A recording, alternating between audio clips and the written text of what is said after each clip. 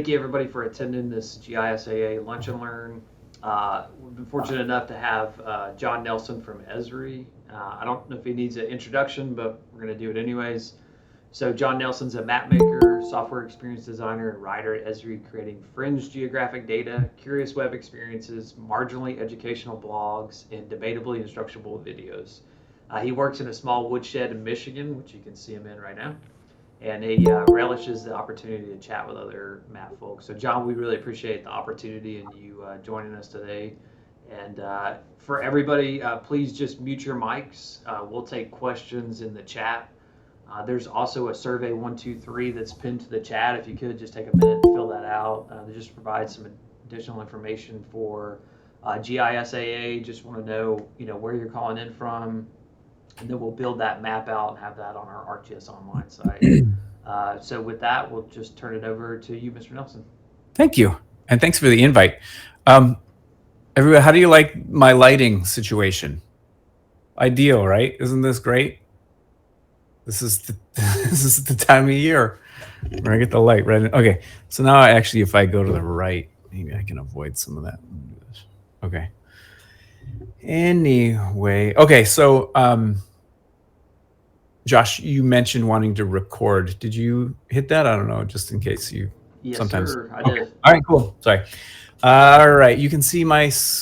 I haven't shared yet. That'd be weird if you could see my screen. Let me share my screen. All right, you can see that, right? Cool. I can see too, actually, which is really helpful. Okay, so we only have 2 hours today, so I got to rush through this. My name is John, and I work on Esri's Living Atlas team. Living Atlas, by the way, is the best team at Esri. It rules. It's a lot of fun people. It's like a microcosm of all of GIS. It's like every GIS vertical has a representative in Living Atlas. I don't know what I am. I'm not a representative of anybody. They let me be affiliated, which is generous of them. But I mean, there's like an oceanographer, there's a demographer, there's utilities, there's forestry. It's really cool. So if I have a specific question about like a specific domain of GIS, there's an actual human being that I can reach out to, and they're great. Living Atlas. It's like Wikipedia for data and maps. You can nominate some of your content to Living Atlas, and an actual human being, a colleague of mine, will review it and be like, well, maybe you could increase the metadata, and then then it becomes more accessible to other people. They can add it via Pro and ArcGIS Online via the Living Atlas tab. So if you want to make your data a little bit more promoted or available, that's an option for you. We love it. Or you can just find cool stuff there like I do. There's all kinds of amazing stuff there. And I'm always goofing around with that data and making weird maps. So what I'm supposed to be doing for Living Atlas, the team, is designing user experiences for apps. And I do that sometimes, but a lot of the time I just get distracted by the cool content that's available and some of the fun tools that we have. And I'll just make weird maps. And if I make a weird map, I can't shut up about it, and I can't keep it to myself. So invariably, I'll write a how I did this kind of blog post. And it turned out that was even more fun than making maps to me, which is weird. I always wanted to be a teacher, and I never got to be a teacher. But then I was kind of lamenting about that to my wife one day. She said, what are you talking about? You're a teacher. You just have to grade papers and sit in meetings. And I was like, holy cow, you're right. This is amazing. My life is great. So I write blog posts for Esri about those maps.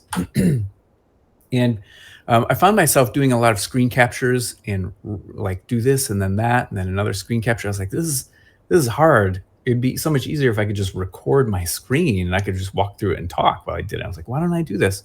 So I started making YouTube videos, and then I just embed those in the blog posts. Cheating. I have a YouTube video, and I'll drop it in a blog post, so you can see it either way. My YouTube channel is John Nelson Maps. Pretty self-explanatory. All kinds of goofy fun. So I thought, what am I gonna talk about today? And I'm just going to walk through. I'm going to tell you what I'm going to tell you. I'm going to show you what I'm going to show you. pretty redundant. So this is the adventures that we're going to get into together. And I'm just going to go along and do some demos. First, I'm going to play around at explaining blend modes. And some people are a little bit intimidated by them and like, it's just, that's for graphic designers, or I heard about them. I just, I haven't cracked the code on those things. I'm too busy actually doing my job, to play with blend modes. But I'm going to give you some secrets and shortcuts just to understanding a handful of really good go-to blend modes that, 80% of the blend modes that are done use these blend modes. So you can forget about the rest. And then we're going to zoom in on glorious Huntsville, which I just learned, and I was surprised, is the most populous CBSA in Alabama. Josh said it recently overtook, Montgomery, I think you said it was? Birmingham. Birmingham. Okay, recently overtook Birmingham. So Huntsville is like in your face, Birmingham. We're Huntsville. Eat it. And so I'm going to talk about how to do area of interest visualizations, like how to actually visually focus in on what your map is about instead of just like a line, just muting not Huntsville, not your area of interest. So in ArcGIS Online, we'll do that using like a little wash out around not area of interest. And then I'll show you how to do like a fuzzy vignetted version of that. It's super simple. Believe it or not, you can do a dark version of a vignette. You can do a light version and a dark version. Amazing. What a time. And holy cow, you can make that one blurry as well if you prefer. That's up to you. April, you're giving me good smiles. That's good energy. Thank you so much. Whenever you present to people, you always find like the person with the smile and you end up presenting to them. So I thank you for that great energy. Okay, so and then I'm going to show you how to do a spotlight area of interest. So I'll use imagery as the base map and make your, the area of interest a little bit brighter and more vibrant. And holy smokes, you can also have a drop shadow on your more vibrant area of interest, if you can believe that. You can make it blurry as well. So I'll just, cover all these bases and maybe give you a toolkit that you can use to spice up your areas of interest in your own cartography. And I just said the cartography. I said the C word, and you're like, oh man, he just said cartography. I'm not a cartographer. I just do GIS and analysis, and I have to make maps, and they're utility maps. And I'm like, well, hold on. If you're making a map, you're a cartographer. There's nothing magical, or there's not like a card you have to carry to say you're a cartographer. If you're making a map, you're a cartographer. You don't have to wear a I don't know. I'm trying to think of what a cartographer. You don't have to wear like a buttoned up white Oxford shirt with ink wrist guards like it's 1910. You're a cartographer. You're making maps. Anybody who's here is a cartographer. Anyway, I'll also show you how to do some compositing. And so far, all of these are in ArcGIS Online. So compositing, make your area of interest one base map style and everything else a different base map style, because maybe that's a useful tool. Good grief, we're going to add a drop shadow to that optionally too, because we can. And then maybe we'll do one with the same base map, but we can do weird things to that other base map, like desaturate it and make it blurry and stuff like that. I just want you to have these tools in case they come in handy later. Okay, that was ArcGIS Online. We'll do some of the same things in ArcGIS Pro, see how we can do them there. Everything's a little bit different, of course, in ArcGIS Pro versus ArcGIS Online. Drives me a little bit crazy. It's like a team of horses, but one horse goes and then the other horse catches up and goes ahead of it, and then the other horse goes like this and the wagon is going like this. That's my visual picture of those two teams. Anyway, I distracted myself thinking of horses and wagons falling over. I'm easily distracted. So here we are in ArcGIS Pro, and yeah, like some things aren't available in Pro, like the effects and like drop shadow isn't available in Pro, which makes me sad, but holy smokes, what's going on here? It looks like he's got a drop shadow in Pro. I'll show you how to fake a drop shadow in Pro. Don't look, gradient stroke. Oh my gosh, don't look, it's spoilers. And then, those cool, it's the way that National Geographic does political maps. They have like a ribbon. So Alan Carroll was head of cartography for National Geographic, and now he started up story maps here at Esri. I was like, Alan, what do you call those things? He said, I don't know what they're supposed to be called. I always just call them ribbons. So ribbons, the inner ribbon of a state, the tinted. And then I learned from somebody else at National Geographic, they're actually called buffalo tints. Buffalo tints? I'm going to go with ribbons. A buffalo tint is the technically correct term. Ribbon is also the technically correct term. So we'll do some ribboning in ArcGIS Pro. First, I'll show you how not to do it, how to do it and get bad results. And then I'll show you how to do it and get good results. Because I always struggled with the bad results for a long time until I figured out the good result way. And I saw this cool USGS topo map a while back, a couple years ago, and it had this area of interest with the cool hatched inner thing. It was like a new national park or something like that, federal land. I was like, that's really interesting. We'll show how to make something like that in ArcGIS Pro. And I'll also do a version where they fade into nothing because that's cool, right? Isn't that kind of, it's like a leveling up on that old map style. Make it fade away. It kind of looks like something you'd see in a news article or a Vox article about congressional districts or something like that. So I'm going to try to get through these. I don't know if we'll have time in our time together. We've got a lunch to go over these. So let me get rid of this. Here we are. And what you're going to see mostly is me struggling to reference my notes about what I'm going to do in each one and try to remember what that process is going to be. So first of all, let me go to Living Atlas, plug Living Atlas. I'm going to search for CBSAs, core-based statistical areas. And let me add this to our map. I'll zoom in to our lovely Huntsville CBSA. I click on this one. You guys all know this. It's 26,620, but I'll just copy this and I'm going to filter it. So all we're seeing is the Huntsville CBSA.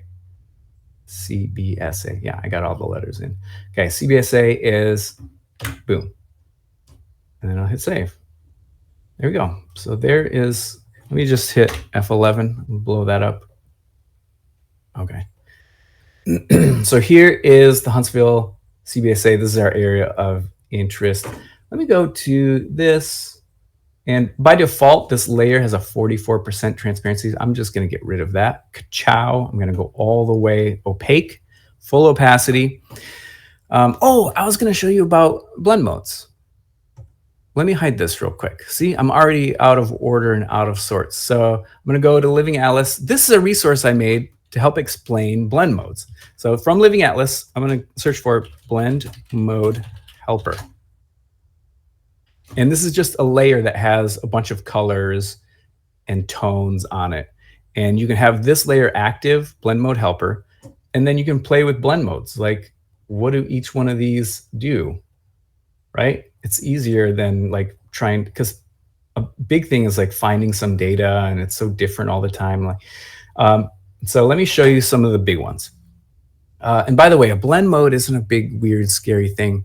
The fact that we have layers that render on top of other layers in a visual system is a blend mode. So the blend mode is make this one on top. That's a blend mode. Transparency, that's a blend mode. Oh, I can see through one into the other. That's a blend mode. So these are just more blend modes. Okay. So here are the big ones. These are the big ones. If you want to only show things, the light part of things, or you only want to see white, then in this lighten group, there's one called screen. So we've got, in our blend mode helper, we've got black, white, and gray, and then this gradient from black to white. Watch what happens when I choose screen. If I do screen, white is unchanged. It's fully opaque white. Black becomes totally transparent. And we have the gradient of black to white is transparent to opaque white, right? And gray is kind of in between. So screen keeps whiteness in a layer, and that's handy for us. The opposite of screen is multiply. Multiply will keep only darkness. So when I do this, now white is completely invisible, transparent, white's invisible. And then as we grade toward black, it becomes more opaque as black. We see black perfectly.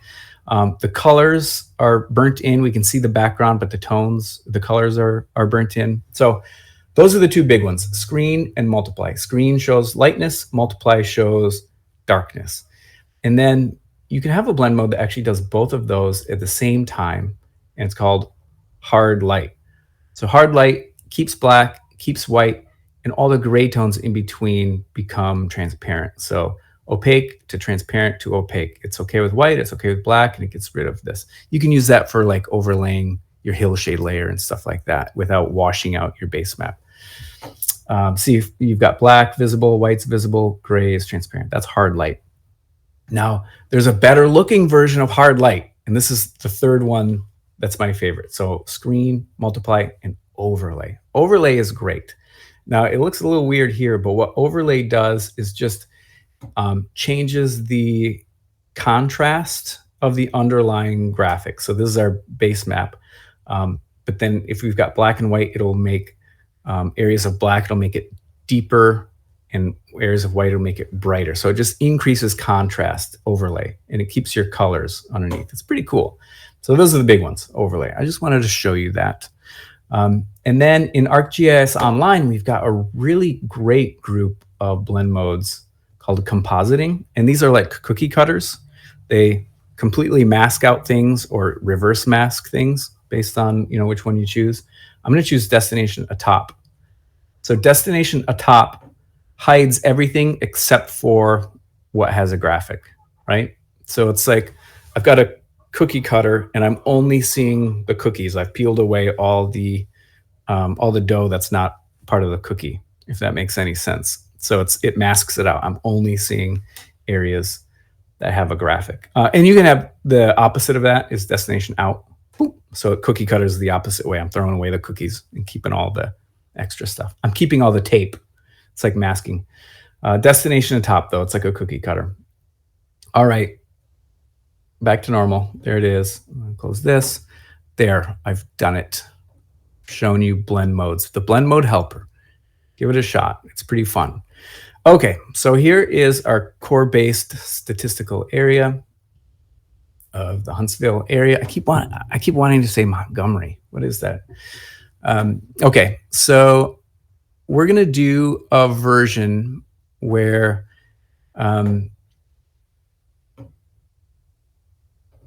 Huntsville, darn it, I want to say Montgomery every time. It's weird. If I say Montgomery, just, oh, he means well. He's adorable. Isn't that cute? He keeps saying Huntsville. Montgomery? Yeah. No, Huntsville. Son of a gun. Huntsville. Okay, I'm going to do a version where everything outside of Huntsville is kind of pale white.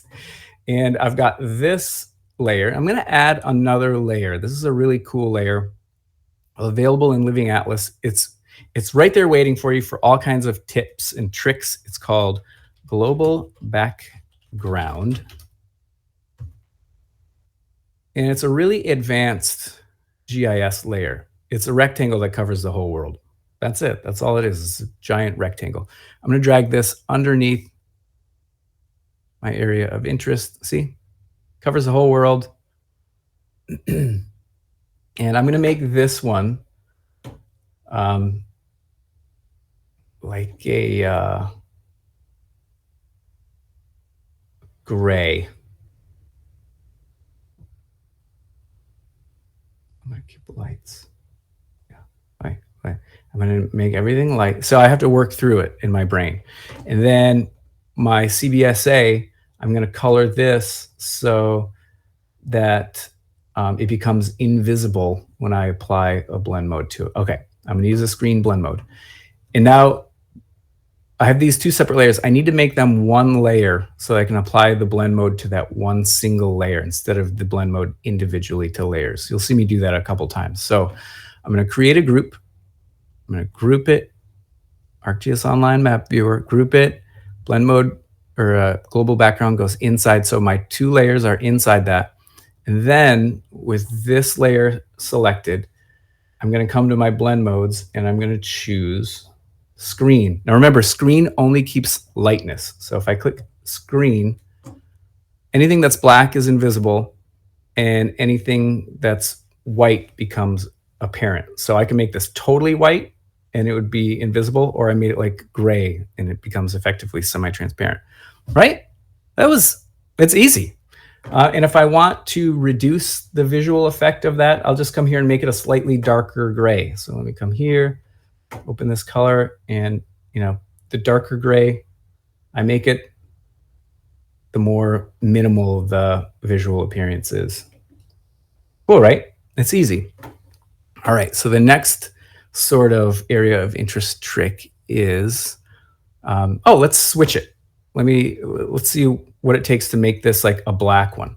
So I'm going to come to my, I'm going to turn off the screen blend mode. I'll set it back to normal for a second. I'm going to make this one white.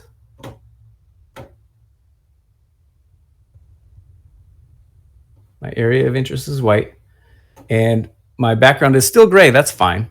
And I'll come here, and now I'm going to give it the opposite blend mode of screen, which is multiply. It only keeps darkness. It's going to ignore everything that's white. So if I do this, white becomes transparent, and my gray becomes like a semi-transparent black.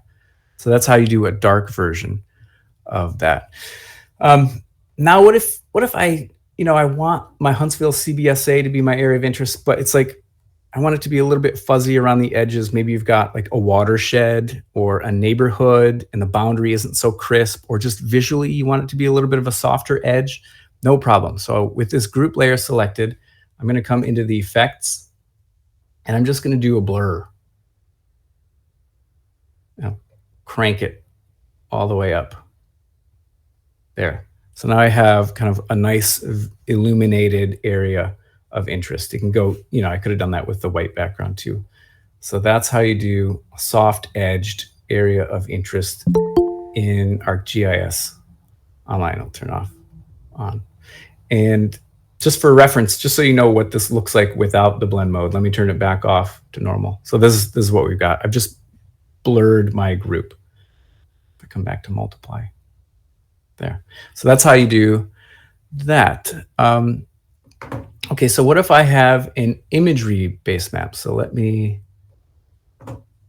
turn this back to normal. I'll turn off my blur. I'm undoing all of that hard work, you guys. I'm undoing it all. I'll get rid of my group, even though it's empty. Okay, so let's turn these off. Okay, my base map, I'm going to switch to imagery. So here's my imagery base map, which is actually quite dark at a lot of these moderate scales. By the way, I'm working on brightening and making more vibrant the imagery base map because it's a lot of dark at a lot of scales, and I want it to look better at those scales. So I'm working on brightening this, FYI. So maybe one day you'll see it and be like, this looks a little bit brighter and more pleasant and not so glum. You're welcome. No. So let's go back here. Justin gave me a clap. Thanks, Justin. Yeah, it's a dark base map. I even saw some like supportive emoji flying around there. That was cool too. Okay, so spotlighting. I'm going to do a lightened area of interest. So here is my area of interest. And if I come over to the properties, now I'm going to do blend mode. It's going to look really bad at first. I'll warn you. I'm going to use overlay. Boom. Oh, actually, it doesn't look bad at first. It looks great at first, you guys. This never happens to me.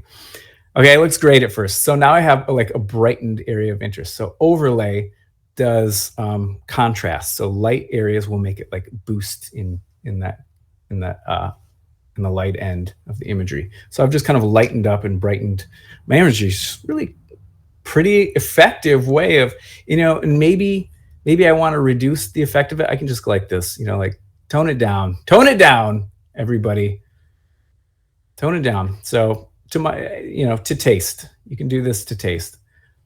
So let's see, what else can we turn this up to 11? So I'm going to add a drop shadow to this area of interest. So with this layer selected, I'm going to come to the effects. Oh, I'm actually going to click on the effects, and I'm going to give this a drop shadow.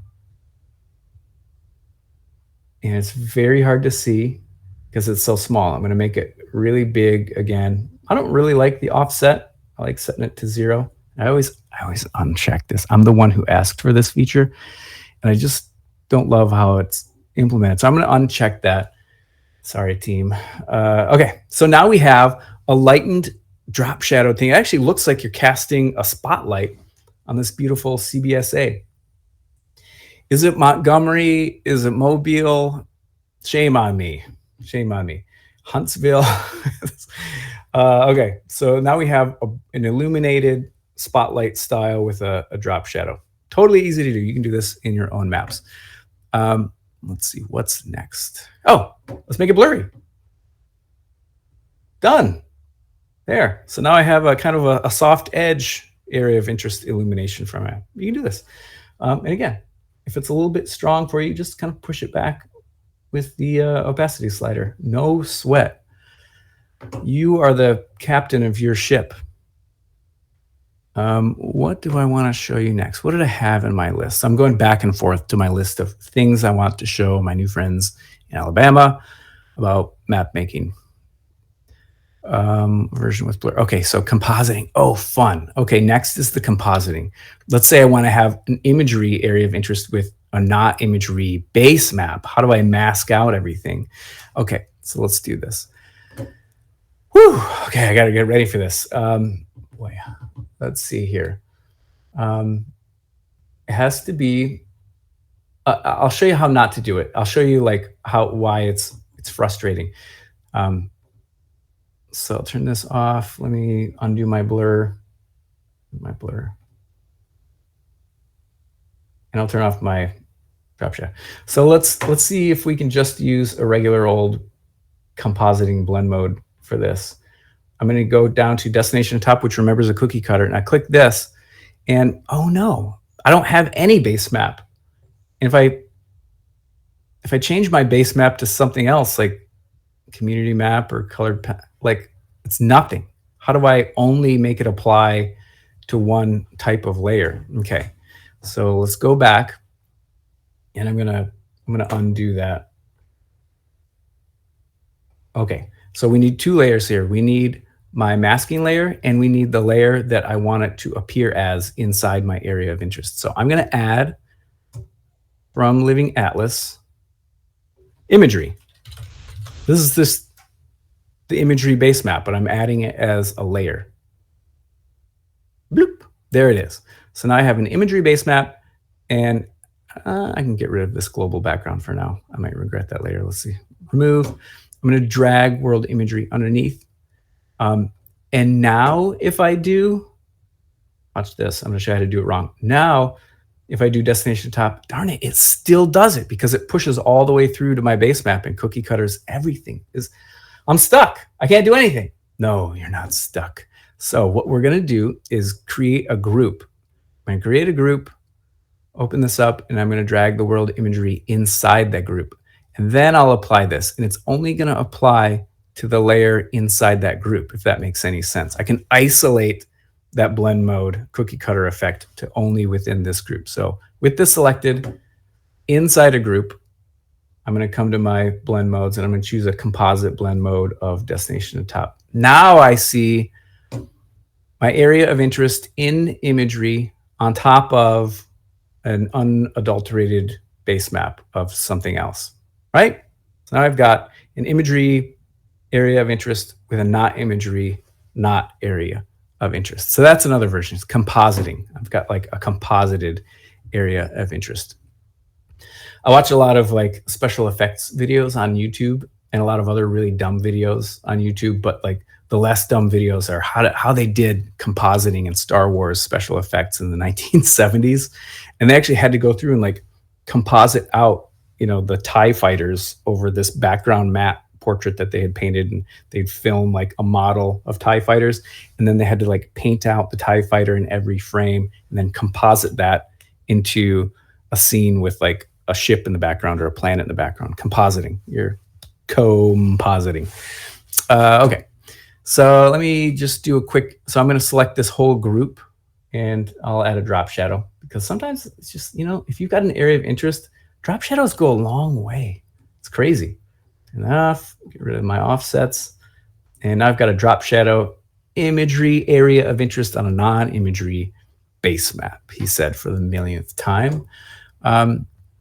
Okay, now let's do Let's make this base map also imagery, but we'll play with how that imagery looks. So it's a more subtle effect. So we'll come back here to our base map options. I'm going to go back to imagery.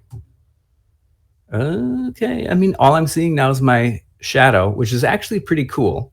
It's not, this wouldn't be the worst area of interest, but let me dig into my base map. So at the top here, it says imagery base map. If I click this, it's like, here's all your base map layers, John. I'll select world imagery, and I'm going to do an effect. I'm going to make it blurry. So you can make a blurry not area of interest, which is kind of fun. And I can maybe make it slightly black and white. So I'll do this saturate and kind of push it into the gray zone. You have all kinds of fun here. I'll make it lower contrast and lighter. You know, this is how it works. You can do all kinds of weird stuff with your not area of interest and effects.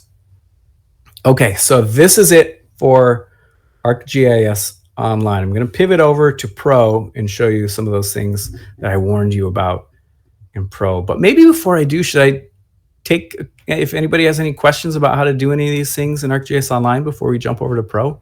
Am I crazy? No, does anybody have any questions right now?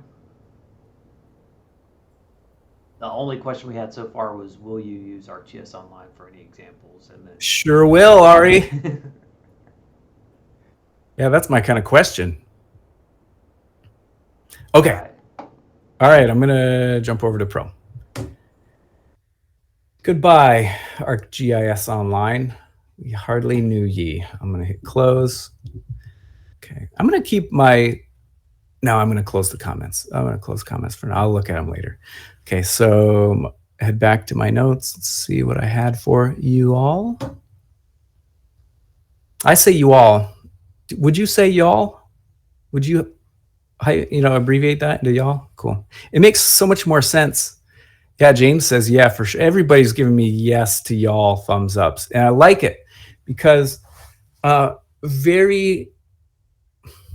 in the Midwest, we're missing a third person plural word. We don't have it.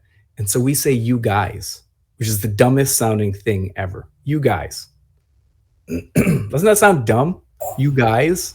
Doesn't even make sense. And then if we go possessive, third person plural possessive, it's your guys's. We say this. In the Midwest, we say your guys's. Hey, can you move your guys's car real quick?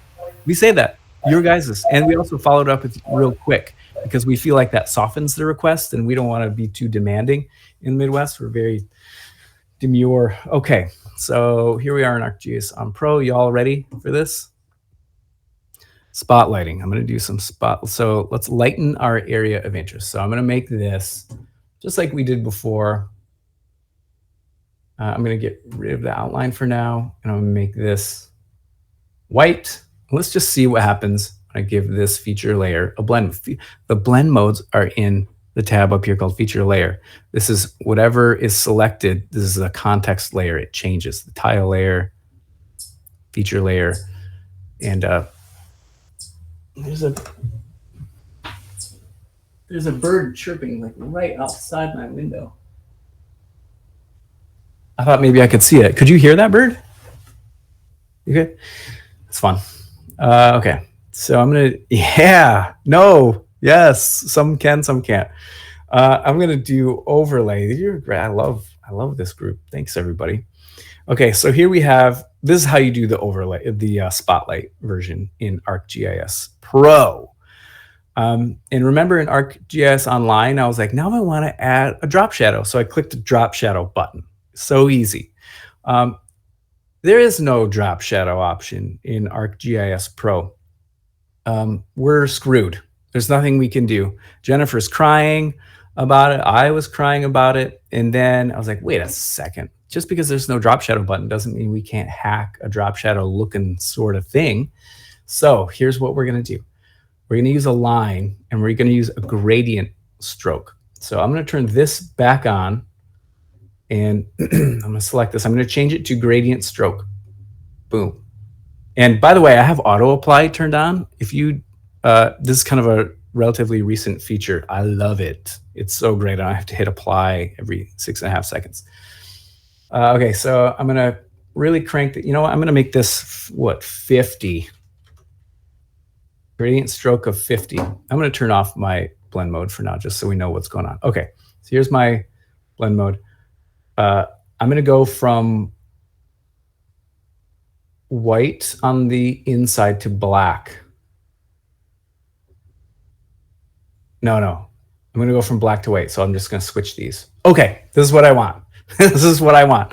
The problem is, if I turn this off, I'm covering up. So like this is 50 points. So 25 points are rendering outside of my area of interest and 25 points are rendering inside. Do you see the problem?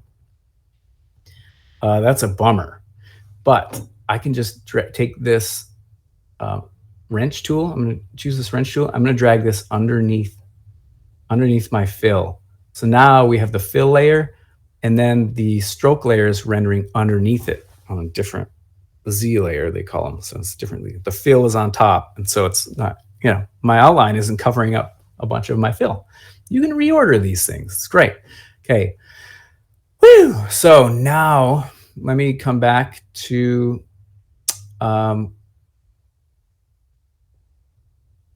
overlay blend mode. Okay, it's a little weird. I can see I've got a bright fill and then a drop shadow, and then it kind of tapers back to a bright fill again. But if I do just black, it's black all the way, and that's weird. That's because, remember, with this blend mode, gray was the one it ignores. So if I do 50% gray, it effectively becomes invisible at the end of my shadow. 50% gray is invisible to the overlay blend mode. So this is what we're working with, and this is what it looks like with the overlay blend mode. Now you may have noticed that a lot of my 50-point line thickness is rendering inside, underneath that fill, and like I lose it. If you want to push that out, here's the offset effect. So I'm just going to go boop, boop, boop, boop, boop, boop, boop, boop, boop, boop. And as I do that, it grows out. You see that? If I go too far, I start to see little sad tear eye emoticon faces floating up in my, like this is a problem. This isn't great. So you never want to go very far. If you're making this a drop shadow, just kind of push it out a little bit if you want to boost that effect. So now we have a spotlight effect with a drop shadow effect in ArcGIS Pro, which doesn't like or support or even tolerate drop shadows. It hates drop shadows, but we're going to make a drop shadow, for crying out loud. And we use gradient strokes to do it in blend modes. That's how we do it. Okay, the next thing in Pro, add a darkened background. Okay, so I'm going to add that same layer from Living Atlas, the highly technical, very nuanced and detailed global background. Here it is. Oh, look who submitted this to Living Atlas. What sort of troublemaker nominated this to global background? Getting it into the hands of the masses. Okay, so I'm going to drag this underneath, and I can do a blend mode here. I can do overlay in the darkness.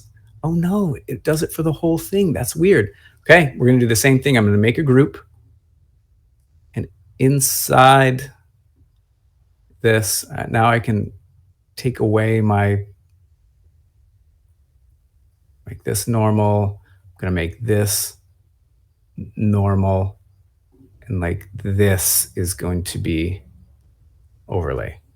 And then I have to make this 50% gray, which is invisible to overlay, 50% gray. See the tooltip that pops up, gray 50%? It's kind of small, but you can do 50% gray, boom, and then it is invisible. But anyway, play around with that kind of thing. That's adding a dark. Okay, so it's like ArcGIS Pro is amazing at symbology. You can do a ton with symbology. And I was picking on Pro because it doesn't have effects in some of the blend modes that ArcGIS Online has, but ArcGIS Pro has remarkable symbology, a lot of which isn't supported in ArcGIS Online. So you can do a lot with the symbology. So let me get Huntsville out of there. I'll get rid of this one. Remove. Okay. And I'll come to this wrench structure. I'll just get rid of that big, thick, fake drop shadow gradient stroke. And I'm going to add, you can add a symbol layer. I'm going to add my stroke layer back to it. By the way, you can add 100 stroke layers and 55 fill layers if you want. You can be like the guy from, you know, the guy from I Think You Should Leave, where he's doing the drive-through thing. He said, I'll have 55 burgers and 55 shakes and 55 fries. I'm doing something. Okay, you can have 55 symbol layers here in one layer in ArcGIS Pro if you want. By the way, Tim, the guy who does that, he's from Michigan. Michigan shout out. I Think You Should Leave, from the mind of an insane Michigander. We're all kind of crazy. So I've got my outline. I've got my fill. Let's do some symbology stuff. Okay, so National Geographic style. Let me change the base map of this real quick. I'll just go to community map. It's a nice basic map. And for now, I'm going to turn off the solid fill. Now, what I used to do is I used to make a stroke layer, and then I would just make it pretty thick, like 16 points. And then, well, let's make it good looking like National Geographic would. I'll make it orange, and I'm going to make it go into the, did you see what I did there? So I open the color chip and I go color properties. This is the most important and most hidden button in all of ArcGIS Pro. Thanks a lot. So click on color properties, and you can make it semi-transparent or any color you want. So I'm going to make this like, let's say like 60% transparent. Okay. And it tints it. And what I used to do is I would just give it a negative offset, which would snuggie it in a little bit. See how it's coming in? It's like, yes, we're getting National Geographic style thingies. And I'll go -8, which is half of my distance, but I start getting artifacts here. Do you see that? It's just, shoot. My line is too thick to render like twice like geometric problems. It's like the cat chasing his tail and it got stuck and half its tail is gone. That's a weird analogy. Even if I try accurate, which is like more spatially true, but a little bit slower rendering time. Nope, that didn't help. Oh, what do? I used to really struggle with this. I would do multiple versions of them to try to fill it in. It's just the worst. And if you can't see what I'm talking about, there's a little version here where it gets like squiggly, detailed things. It loses detail in the squiggles and it loses detail in peninsulas. It just can't draw within it. It sucks. I was like, bummer. But this is what you shouldn't do. Don't do it this way. Let me show you a cool way. So instead use fill. Now I'll give it the same fill. I give it this cool, I think it was this one. And I'm going to make it, what was that? 60% transparent. Okay. There's a cool effect. Watch this, you guys. In the wrench, you can add layer effects to every one of these symbol layers. I can add an effect here to here to here. I'm going to add an effect called donut. And donut just punches a hole in my polygon and leaves me the thickness that I say. So let me come back here to my symbol layers. And by default, the donuts, it's a pretty thin donut. Don't like thin donuts. Give me a big, thick donut. And as thick as I make this, that's how deeply it renders inside. And I don't have any gaps or artifacts. It's lovely. It fills in all the complex coastlines of the Huntsville CBSA. Right? And see how we get some jaggies here where we have complex coastlines and we get like a really kind of weird. So the method is miter, like a frame, like the corner of a frame. I like to do round, it's a little bit gentler. There's fast, which is an option. Frankly, I always choose accurate just so you don't get into weird geometric things. Sometimes it crimples in on itself if you got islands and things like that. So round and accurate, it's more forgiving. And now I have a National Geographic style buffalo tint, or ribbon as I would prefer to call it. And actually National Geographic if you recall, had two of them. It had a thinner one with a little bit more opacity. Watch this. Back to my structure. I'm going to duplicate this. Hit that little duplicate layer button. Pop. So now I have two of them. And I'll come back to this one. I'm going to make it skinnier. Like that. There. Now we have National Geographic style ribbon tint. And you can take this or leave it. National Geographic leaves it. You don't have to have it. Let's see what happens if I make it white. That's kind of interesting. That looks nice too. Anyway, that's optional. So that's how you do the National Geographic style buffalo tinting on your area of interest. If you wanted to make a map like National Geographic, who actually makes some pretty good looking maps. And now you can too, because we're all cartographers, because we make maps, for crying out loud. There's nothing special about the term cartographer.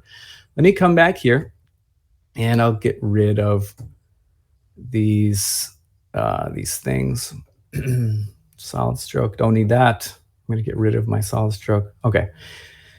So next we're going to do that one that's like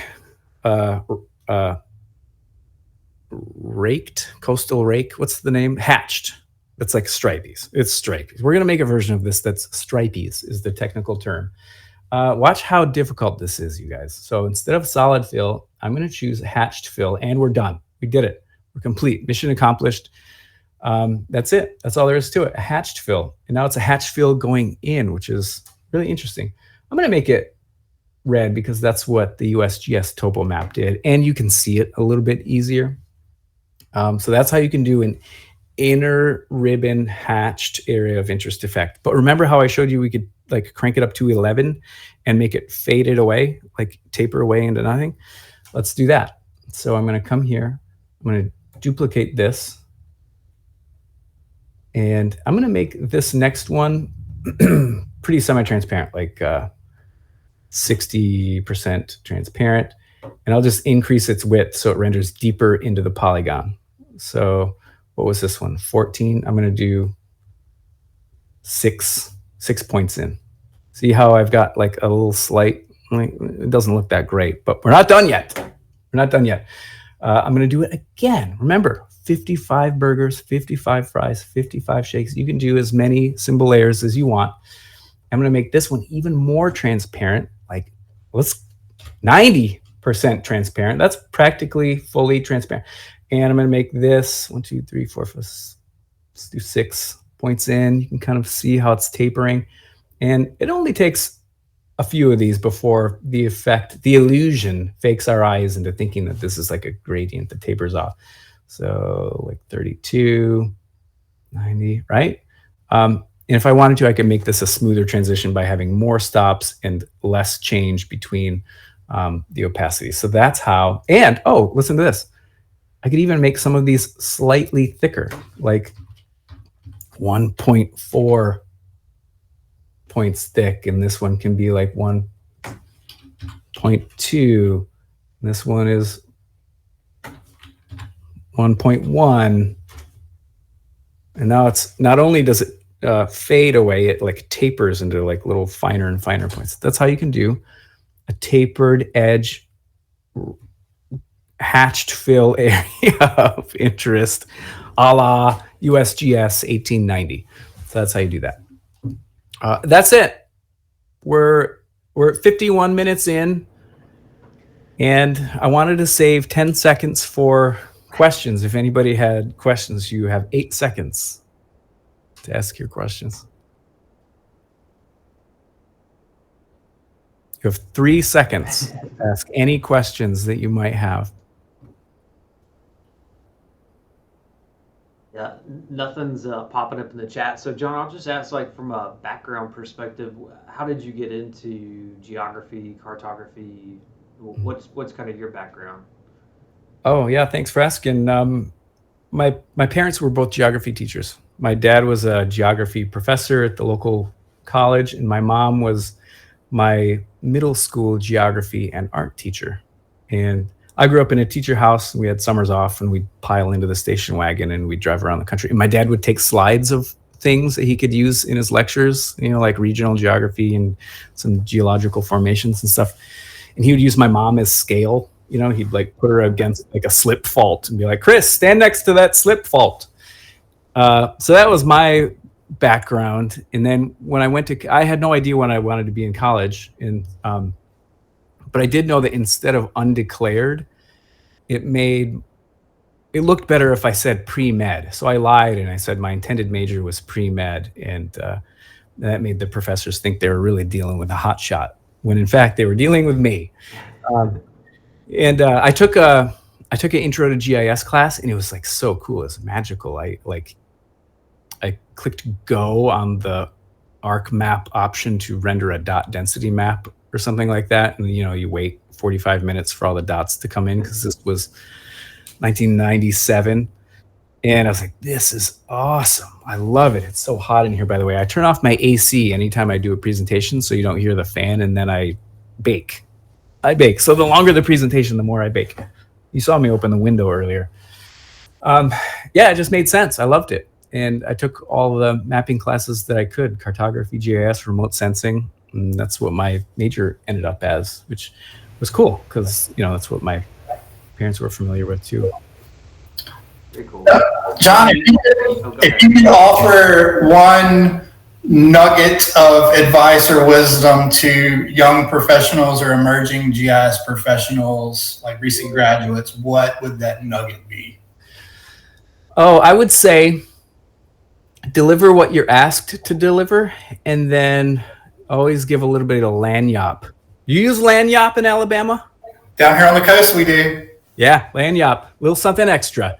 Baker's dozen, the 13th donut. Give them a little something extra that they didn't ask for, but you had an idea, and you're smart, and you're clever, and you're creative.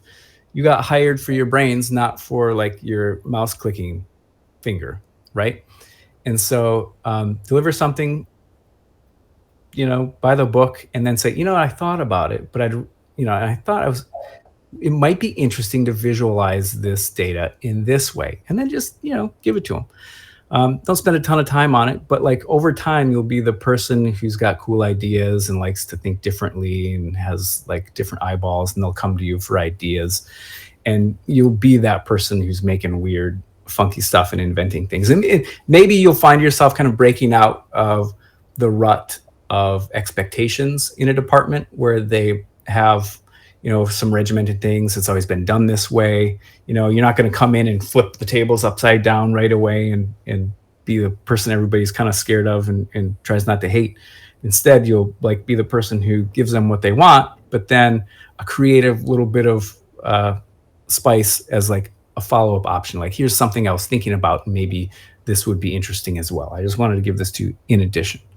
So that's my advice for people new and not new to the field. Yeah, that's awesome. I was just going to add one thing. I was going to say, on behalf of the Alabama delegation, you're more than welcome to use the third person plural y'all at any time. Thank you.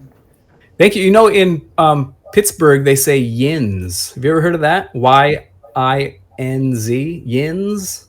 Yins want to go get some. Yins want to go to the Penguins game.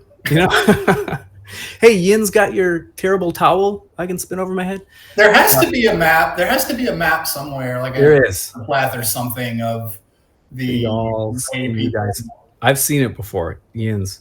And then there's another one. There's U's, which when you hear it, you're like, oh yeah, of course, U's. And it's like New York, New Jersey, U's. And all soft drinks down here are Coke, right? Coke. There's no pop or soda. It's all Coke. It's amazing. Coke loves that. They're like, Sprite is Coke. Yeah. What kind of Coke? Well, the Coke. What kind? Oh. Yeah. One time, my dad was in Canada, but this was the 70s, and they said, "What kind of soft drink?" They probably said pop in that part of Canada. I don't remember if they said pop or soda or soft drink. And he said orange, and they kind of looked at him funny, and they went away. And he came back, and they gave him a literal orange. They just dropped an orange on a table. Too funny. I think orange pop has come to. Do you say? Oh yeah, I say pop. And then there's the soda band. What snobs! I can't believe people say soda. That's too funny. USM map. The USM made a map of the sweet tea line. Oh, sweet tea line. So regular tea, sweet tea, and then like unbelievable specific gravity rocks will float on it. Tea, molasses, straight molasses. Syrup. Keith Martin says, great advice. Thanks, Keith.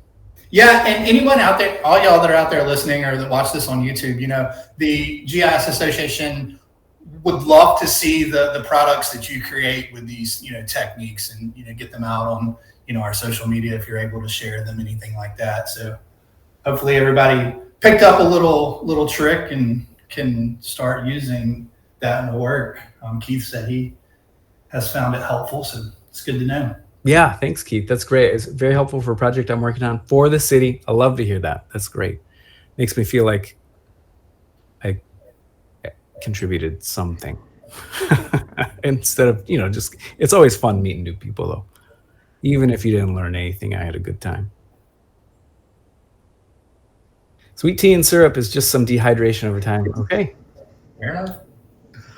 Well, good deal. Well, I guess with that, we'll wrap it up. John, thank you so much for your time today, and thank you everybody for attending. Please go follow John on social media, his YouTube. He's on LinkedIn, Twitter. So go follow him. And then also, we'll be posting this to our YouTube channel. That's at GIS Alabama on YouTube. So go check that out too. Got a couple of videos up there already of some of our past lunch and learns. And then if you're not a member of GISAA, just consider checking us out or getting on our contact list. You'll get signed up for great events like this, for all of our lunch and learns, signed up for our newsletters. We are a nonprofit service-based organization, so we're just trying to spread GIS awareness, advocacy, and education across the state. So thank you all. And John, thank you so much. We really appreciate it. This was awesome. Yeah, thanks for the invite, and thanks everybody for coming, sharing your lunchtime with me. I scarfed down my lunch right before we started. Nice job. You bet. Bye, y'all. Thank you. Bye, y'all. Perfect.